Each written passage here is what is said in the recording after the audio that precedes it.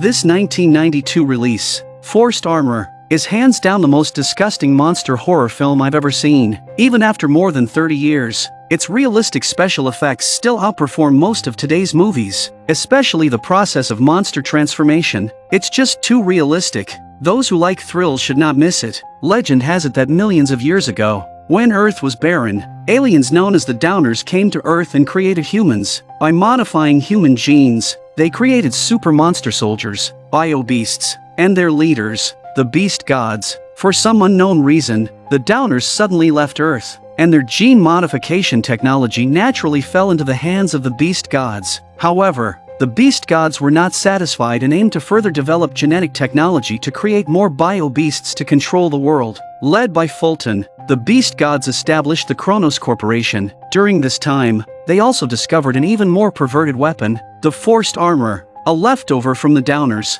For the Downers, this armor was just ordinary armor, but once humans put it on, they would transform into Kampu, unleashing extremely terrifying power, while boosting bodily functions 100-fold. It also provides invincible defense and self-healing abilities, but to this day, Fulton has not found a way to activate it. And Dr. Tetsu, a researcher at Kronos, realized that if Fulton mastered the use of forced armor, it would inevitably bring disaster to the world. So, to stop this, he secretly took the forced armor out of the base, planning to hand it over to CIA agents. Unexpectedly, just as he escaped and was about to hand it over to the agents, he was caught by pursuing bio-beasts. After recovering the forced armor, the leader tried to persuade the doctor to reconsider, but the doctor, also modified, chose to transform and prepare for a fight to the death. The transformed doctor resembled a fathead fish and gained amazing combat power, but Lisker was not panicked at all. As a hitman for Kronos, he is a more powerful bio-beast,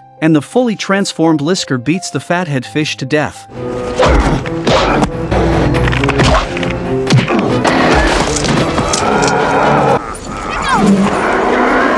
He then immediately returned to the company and handed the box to Fulton. However, when Fulton excitedly opened the box, he found not the forced armor but a broken toaster. Fulton's face changed instantly, and he used the power of the beast god to severely punish Lisker. A lump appeared on his forehead, and with just his thoughts, he made Lisker uncontrollably self-harm, until he promised to retrieve the forced armor. Fulton then withdrew his power. Meanwhile, in a martial arts dojo, Max, a CIA agent, found the doctor's daughter, Ms. Key, and told her about her father's death. Max was the agent, but when he arrived at the scene, the doctor was already dead. Ms. Key was devastated by the news of her father's death, and Shawn, an apprentice who had always been secretly in love with her, happened to see this. So, to figure out what happened, he quietly followed Max and Ms. Key to the scene of the crime. Unexpectedly, he stumbled upon the forced armor hidden there and decisively put it in his backpack. Little did he know that this action would completely change his life. Just as Shawn was about to go home,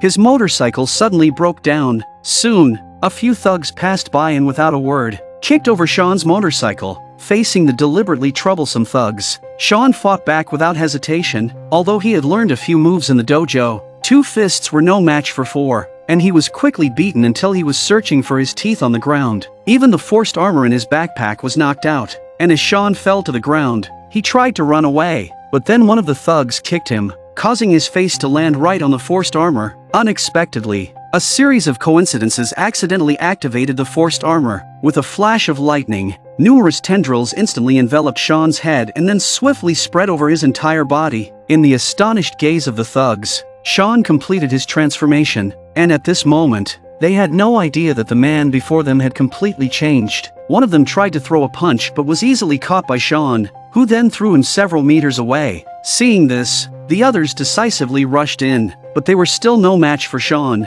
and even handguns couldn't breach his defense. As the last thug pressed forward, frightened, he quickly picked up something to block. Unexpectedly, this allowed Shawn to see his own transformed appearance. Taking advantage of the momentary shock, the thug quickly fled. Looking at the armor adhered to his body, Shawn tried to remove it, not realizing that the forced armor had already integrated into his body. To deactivate combat mode, all it takes is a thought, and the armor retracts into the back of his neck. Meanwhile, Lisker and the others, after searching, found no trace of the forced armor. Thinking that the doctor's daughter might know something, Fulton ordered Lisker to immediately capture her. As they were taking Ms. Key away, they happened to run into Shawn, who had come looking for her. At first, Shawn was unconcerned until he pushed open the door and saw the mess in the room. Realizing Miski was missing, he thought of the two suspicious men he had just seen. Feeling something was wrong, Shawn quickly went downstairs, and after confirming Miski's abduction, decisively threw 2 bottles at them. Unexpectedly,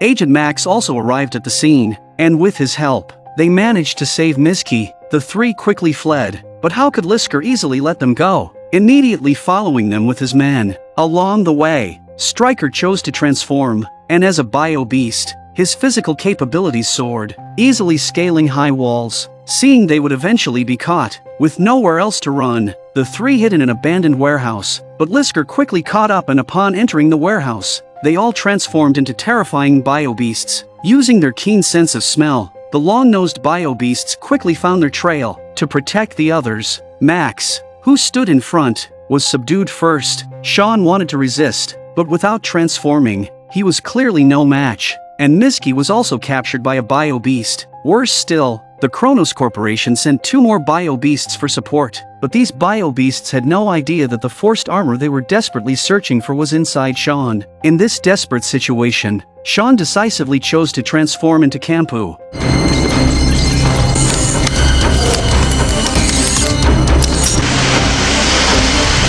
This sight stunned the bio-beasts, but since they had never seen Kampu's true form, they didn't believe Shawn was Kampu. One bio-beast charged first but was thrown away instantly, and seeing this, the others rushed in, but they were still no match for Shawn.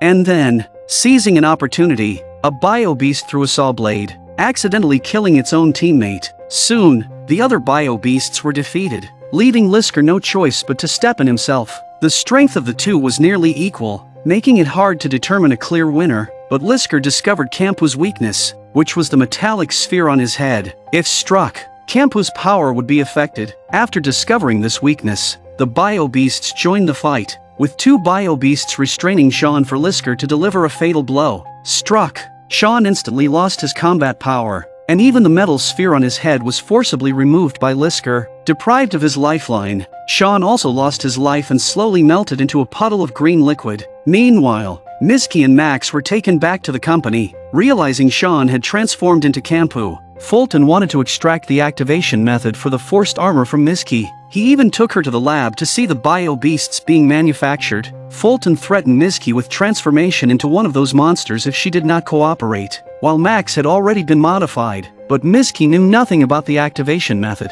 Looking at the damaged forced armor in the glass case, thinking of Shawn's death for her sake, Miski was devastated, but the doctor discovered the forced armor was not completely damaged. It was self-repairing and would soon be restored. As the forced armor was a hybrid of organic and inorganic materials, it acts like a DNA mold. As long as the metal sphere is intact, it can regenerate indefinitely. Hearing this news, Fulton was thrilled and planned to immediately transform Miski into a bio-beast to get the activation method. Unexpectedly, Miski launched an attack, kicking Fulton hard and then quickly grabbing a tool to break the glass case and retrieve the metal sphere. She tried to escape but was blocked by 2 bio-beasts, so she decided to destroy the forced armor completely in the shredder. After all, if Fulton found the activation method, it would spell disaster for the world. But as she was about to throw it in, the forced armor wrapped around her hand. The bio-beasts tried to snatch it, accidentally knocking the metal sphere into another bio-beast's mouth. Lisker attempted to forcibly remove the sphere, but it was too late. The bio-beast collapsed in pain, the metal sphere growing rapidly inside its stomach. As a blade slit open its belly, Shawn, fully revived, transformed back into Kampu. As the forced armor had merged with Shawn's DNA, its repair meant Shawn's revival. Having died once, Shawn had fully mastered the use of the forced armor. Now more powerful, he broke the glass container and rescued Max. Then, blocking the bio-beasts, he covered Miski and Max's escape. The few bio-beasts were no match for him. Shawn easily dealt with them all. However, during their escape, Miski and Max encountered trouble. Seeing this, Shawn leaped in front of the bio-beasts and threw him down. Then Lisker appeared, believing he could defeat Shawn after his previous lucky win, but he was no match for Shawn and was quickly dispatched. The trio tried to escape the base, but Max's body began mutating, revealing an incomplete transformation into a bio-beast, resembling a shrimp but without any combat ability and quickly meeting his end. Before Shawn could grieve, he turned to find Fulton had taken Miski hostage. Seeing Campu's exceptional performance, Fulton was even more eager to obtain the forced armor. As the leader of the bio-beasts, the beast god, he naturally possessed even more terrifying power. Shawn, unwilling to listen to his nonsense, directly kicked Fulton away. Thinking the battle was over, Shawn then faced something terrifying, a giant beast. Fulton's transformation into the beast god emerged from the darkness, facing overwhelming size and strength. Shawn could only take hits. Using his agility, he found an opportunity to jump onto Fulton's neck for an assault but was quickly thrown off and caught by a giant claw. But as Fulton extended a tentacle to snatch the metal sphere from Shawn's head again, Campu, in a desperate situation, automatically unleashed his ultimate move. The armor on his chest slowly opened, releasing a massive energy blast, directly obliterating Fulton. After the crisis, Shawn returned to his original form, and he and Miski lived happily ever after. However, unbeknownst to them, another powerful beast god had witnessed everything, indicating that Campu's battle with the bio-beasts was far from over.